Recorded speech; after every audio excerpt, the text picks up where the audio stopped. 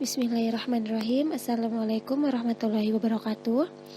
Pertama-tama marilah kita panjatkan puji syukur atas kehadirat Allah Subhanahu wa Ta'ala, karena atas rahmatnya hari ini kita dapat berkumpul dan berdiskusi dalam perkuliahan motivasi dan kompensasi. Yang saya hormati Bapak dosen pengampu mata kuliah motivasi dan kompensasi, yakni Bapak Dr. Muhammad Zaki SE MSI, serta rekan-rekan kelas konsentrasi manajemen sumber daya manusia sekalian yang berbahagia. Iya, pada kesempatan kali ini kami dari kelompok 10 akan mempresentasikan sebuah materi perkuliahan dengan topik lingkungan dan sistem kompensasi.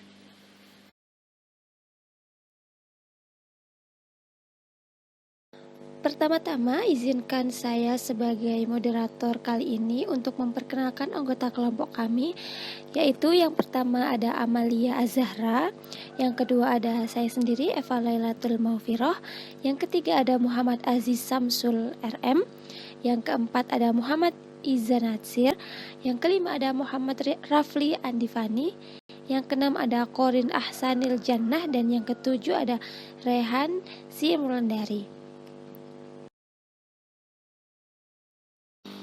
Oke, langsung saja kita ke materi yang pertama, yakni mengenai lingkungan dan sistem kompensasi. Sistem kompensasi atau penghargaan tidak dirancang atau dikelola dalam ruang yang hampa. Ini beroperasi dalam konteks yang dinamis dan terkadang bergolak. Yang dicari organisasi dengan sengaja memilih strategi bisnis tertentu atau menemukan dirinya didorong oleh kekuatan lingkungan yang luar biasa. Organisasi seperti itu dapat bagaimanapun sangat merasakan efek dari kekuatan lingkungan yang membawa manfaat atau beban yang tak terduga.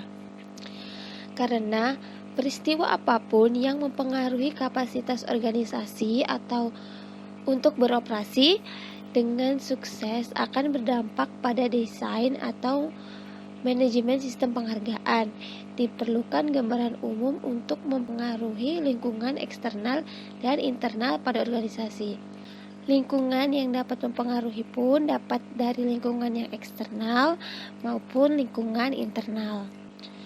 Tak satu pun dari kedua lingkungan yang mempengaruhi ini beroperasi dalam isolasi, juga tidak statis. Mereka terus-menerus berinteraksi satu sama lain untuk menghasilkan efek yang sering membuat tuntutan yang bertentangan pada organisasi. Mungkin sekian pemaparan materi dari saya. Untuk materi selanjutnya akan dipaparkan oleh saudari Amalia. Kepadanya saya persilahkan. Bismillahirrahmanirrahim. Baik, saya Amalia Azahra. Di sini saya akan memaparkan materi yang selanjutnya, yaitu ada sumber lingkungan eksternal. Nah, dari sumber lingkungan eksternal itu terdapat beberapa poin. Yang pertama itu ada kondisi ekonomi, yang kedua ada dari perubahan teknologi, kemudian yang ketiga peraturan pemerintah, yang keempat ada dari ekspektasi serikat kerja, dan yang kelima yaitu iklim sosial budaya. Poin yang pertama yaitu ada kondisi ekonomi. Nah, kondisi ekonomi suatu negara itu selalu berubah-ubah. Dari sekian banyak kondisi ekonomi yang dapat dipertimbangkan dampaknya, akan difokuskan pada dua, yaitu tingkat inflasi dan tingkat produktivitas. Inflasi itu menghancurkan anggaran perusahaan dan daya beli cek gaji karyawan. Langkah-langkah pemerintah untuk melawan inflasi seperti suku bunga tinggi memperburuk masalah setidaknya dalam jangka pendek. Suku bunga tinggi itu memiliki efek depresi pada penjualan rumah dan kebijaksanaan pembelian. Ketika pasar mengendur, rencana untuk perluasan pabrik dan peningkatan kegiatan penelitian dan pengembangan tetap ditunda. Nah, sementara tekanan inflasi meningkat tajam, pada paruh pertama 1980-an, tingkat produktivitas tenaga kerja itu meningkat hanya 1,4% di Kanada, dibandingkan dengan 2,4% di Jerman Barat dan 6,3% di Jepang. Baik inflasi dan pertumbuhan produktivitas yang lambat memiliki dampak langsung pada daya saing organisasi dan mendorong mereka menuju strategi bisnis yang memungkinkan mereka untuk mengatasi kondisi ini. Misalnya, organisasi lebih memilih program investasi konservatif daripada usaha beresiko tinggi dan fokus pada jangka pendek yang dimana hasilnya tampak lebih terkendali. Strategi bisnis dengan perspektif jangka pendek secara logis mengarah pada kebijakan kompensasi yang menekankan tujuan jangka pendek, seringkali merugikan kesehatan ekonomi organisasi. Nah, haruskah organisasi bisnis dianggap bertanggung jawab atas pekerjaan mereka yang berlebihan dalam jangka pendek? Von Braun meninjau argumen ini dan di sini kita dapat menyimpulkan bahwa korporasi adalah korban peristiwa ekonomi sebanyak konsumir, pekerja, dan pecinta lingkungan yang menyerang mereka. Nah, untuk organisasi dengan dimensi internasional, hubungan antara kondisi ekonomi dan strategi bisnis mengasumsikan kompleksitas yang lebih besar karena tatanan ekonomi internasional berubah karena peristiwa penting di Eropa Timur dan usulan pembentukan pasar tunggal Eropa pada tahun 1992. Mungkin sekian yang dapat saya sampaikan, materi selanjutnya akan disampaikan oleh rekan saya. Iya, terima kasih kepada Saudari Amelia atas pemaparan materinya. Untuk pemaparan materi selanjutnya akan disampaikan oleh Saudari Corin. Kepadanya saya persilahkan. Baik, selanjutnya ada perubahan teknologi. Hal ini didasarkan pada kemajuan pesat dalam komputerisasi yang menawarkan organisasi kesempatan untuk melangkah ke era pasca industri. Dalam berbagai tingkatan, teknologi menjadi kendaraan penting untuk menerapkan strategi bisnis organisasi atau strategi kritis itu sendiri. Contoh lain dari dampak teknologi pada sistem penghargaan adalah bahwa peningkatan komputerisasi memfasilitasi desentralisasi. Dan desentralisasi memperkaya pekerjaan, membuat mereka secara psikologis lebih bermanfaat. Komputerisasi juga membuat organisasi lebih mampu menghasilkan ukuran kinerja yang berkontribusi pada administrasi program kompensasi yang lebih adil. Baik, selanjutnya ada peraturan pemerintah. Hal ini merupakan dampak dari kondisi ekonomi dan perubahan teknologi pada kompensasi, terutama yang tidak langsung, yang mengalir dari keputusan strategis organisasi. Dampak regulasi pemerintah bersifat langsung. Tujuan peraturan adalah untuk memastikan keadilan sosial dan untuk mengatasi masalah masyarakat yang terlibat dalam hubungan majikan karyawan. Pencapaian tujuan tersebut tidak dapat sepenuhnya bergantung pada kebijaksanaan organisasi. Satu legislasi di bidang ini secara tradisional mengatur upah, lembur, dan gaji liburan, dan kondisi kerja, serta memberikan perlindungan finansial jika terjadi kehilangan pekerjaan, kecelakaan kerja, dan pensiun. Terima kasih. Iya, terima kasih Corin atas pemaparan materinya. Untuk materi selanjutnya akan disampaikan oleh Saudara Rafli. Kepadanya saya persilahkan. Bismillahirrahmanirrahim. Terima kasih sebelumnya. Di sini saya akan mempresentasikan atau menjelaskan sedikit tentang ekspektasi serikat kerja dan lingkungan sosial kultural. Yang pertama adalah ekspektasi serikat kerja. Seperti peraturan pemerintah, meskipun tidak ada tingkat yang sama, serikat pekerja memiliki dampak langsung pada kebijakan dan program kompensasi organisasi. Perusahaan yang berserikat diharuskan untuk mengikuti perjanjian kolektif yang menjelaskan program kompensasi bagi karyawan yang tidak dikecualikan. Perusahaan yang tidak berserikat juga dipengaruhi oleh penyelesaian upah dan tunjangan dari perusahaan yang berserikat di suatu wilayah atau industri. Selain itu, kerjasama manajemen tenaga kerja tampaknya menjadi fenomena yang berkembang. Misalnya baik GM dan United Auto Works bekerja sama sepenuhnya dalam keberhasilan peluncuran dan pengoperasian proyek mobil Saturn. Di tambang batubara Sungai Cardinal dekat Hinton, Alberta, selama 15 tahun hubungan serikat manajemen dicirikan oleh konfrontasi dan permusuhan di setiap tingkat organisasi. Setiap 1984, baik serikat pekerja maupun manajemen telah mengadopsi pendekatan proaktif untuk penyelesaian konflik, yang sejak itu menghasilkan 3 kesepakatan bersama tanpa pemogokan, tingkat keluhan yang hampir nol, dan perencanaan keuangan yang disponsori bersama untuk semua karyawan. Perusahaan kimia Shell Kanada di Samia, Ontario, memiliki perjanjian kolektif hampir 6 halaman dengan serikat pekerja energi dan kimia. Perjanjian ini telah memungkinkan program Quality of Work English yang berhasil dengan sistem kompensasi berbasis orang. Baru-baru ini, April 1990, Serikat Pekerja di pabrik GM di Saint-Terre, Quebec dengan suara 88% meratifikasi perubahan besar pada perjanjian kerja yang akan membuat perusahaan lebih kompetitif, yang sejak itu telah menghasilkan 3 kesepakatan bersama tanpa golongan.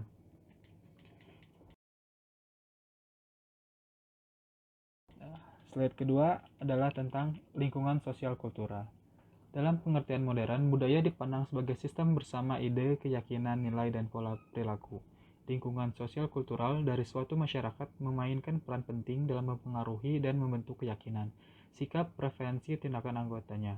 Karyawan membawa ke tempat kerja nilai-nilai norma budaya mereka yang sangat penting dalam pembentukan ekspektasi dan tanggapan mereka terhadap sistem penghargaan. Dengan demikian, lingkungan sosial kultural dapat sangat mempengaruhi aktivitas sistem penghargaan. Berikut adalah mode empiris Hofstede tahun 1980 membedakan budaya dari berbagai negara dalam 4 dimensi. Yang pertama adalah jarak kekuasaan, yaitu sejauh mana masyarakat menerima fakta bahwa kekuasaan dalam institusi dan organisasi didistribusikan secara tidak merata. Yang kedua adalah penghindaran ketidakpastian, yaitu sejauh mana masyarakat merasa terancam oleh situasi yang tidak pasti dan ambigu dengan memberikan stabilitas karir, menetapkan aturan yang lebih formal, tidak mentolerir ide dan perilaku yang menyimpang, dan percaya pada kebenaran mutlak dan pencapaiannya dari pengalaman. Yang ketiga adalah individualisme yang menyiratkan kerangka sosial yang terjalin longgar, di mana orang seharusnya mengurus diri mereka sendiri dan keluarga dekat mereka saja. Sementara kolektivisme dicirikan oleh kerangka kerja sosial yang ketat di mana orang membedakan antara dalam kelompok dan kelompok luar.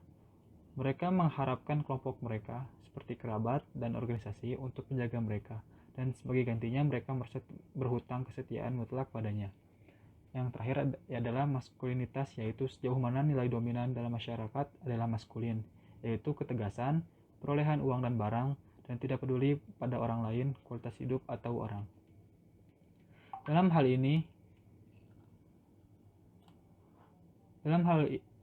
hal dimensi budaya ini, lingkungan sosial kultural negara maju seperti Kanada dapat dicirikan oleh maskulinitas individu yang tinggi dan jarak kekuasaan yang rendah dan penghindaran ketidakpastian. Karakteristik ini memanifestasikan dirinya dalam suatu organisasi dalam beberapa cara. Sebagai contoh, individualisme tinggi menunjukkan preferensi karyawan untuk kemandirian dan tanggung jawab individu, dan maskulinitas tinggi menunjukkan kinerja daripada orientas orang. Seperti jarak kekuasaan yang rendah menunjukkan bahwa percaya bahwa mereka dapat berpartisipasi dengan atasan dalam upaya bersama untuk mencapai tujuan organisasi, dan penghindaran ketidakpastian yang rendah menyiratkan kesediaan untuk mengambil risiko dan menerima berbagai cara untuk mencapai tujuan organisasi.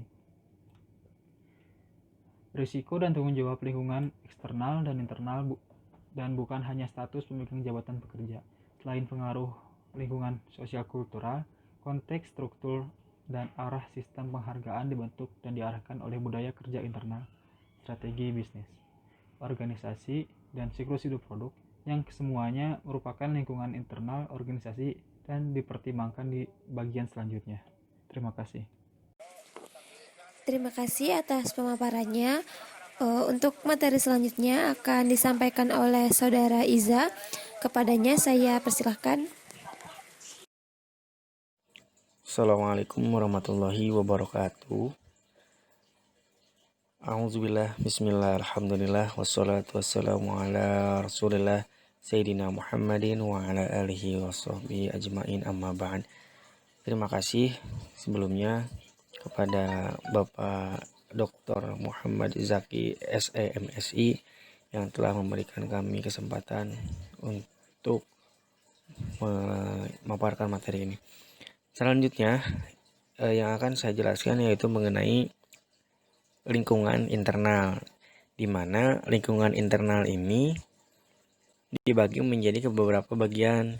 Yang pertama yaitu budaya kerja internal organisasi, lalu strategi bisnis organisasi, dan yang terakhir yaitu siklus hidup produk.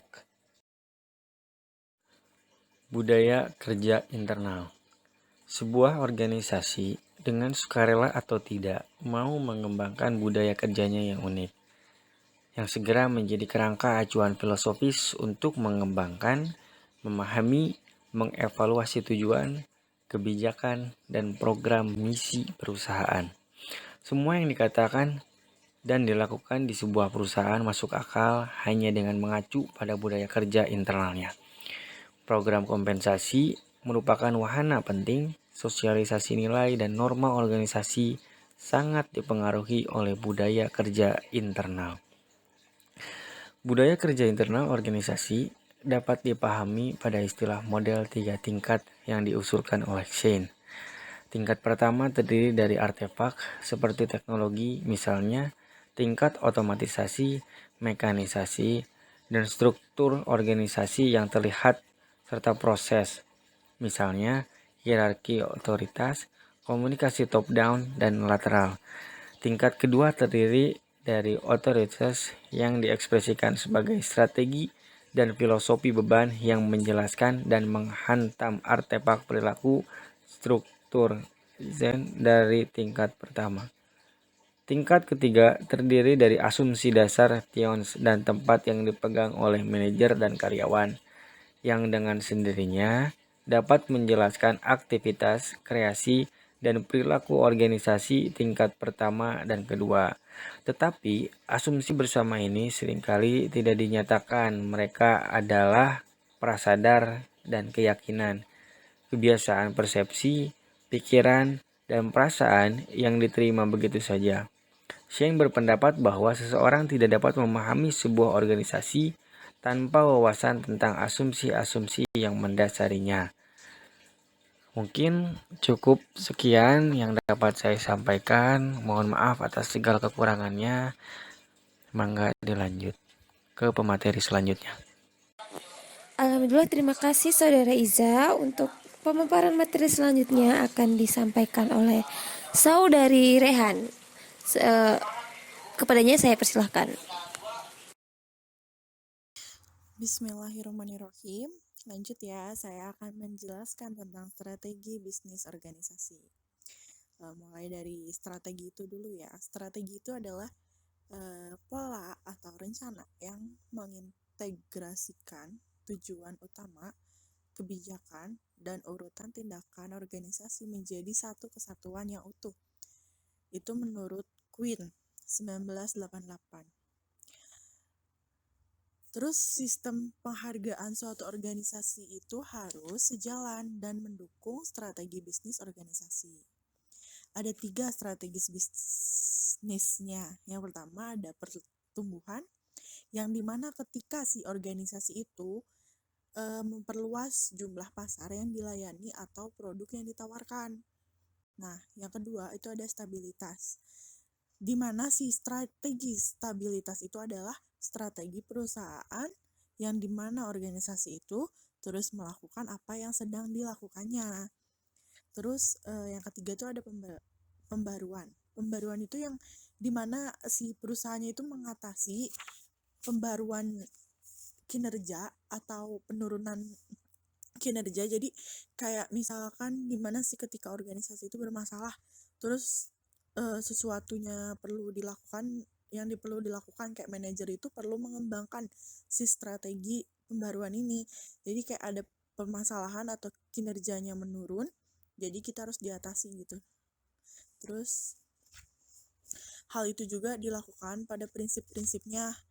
Ada 2 cara dalam prinsipnya itu. Yang pertama, menarik dan mempertahankan orang-orang dengan sepengetahuan, kemampuan, keterampilan, dan kemauan untuk mendukung si bisnis.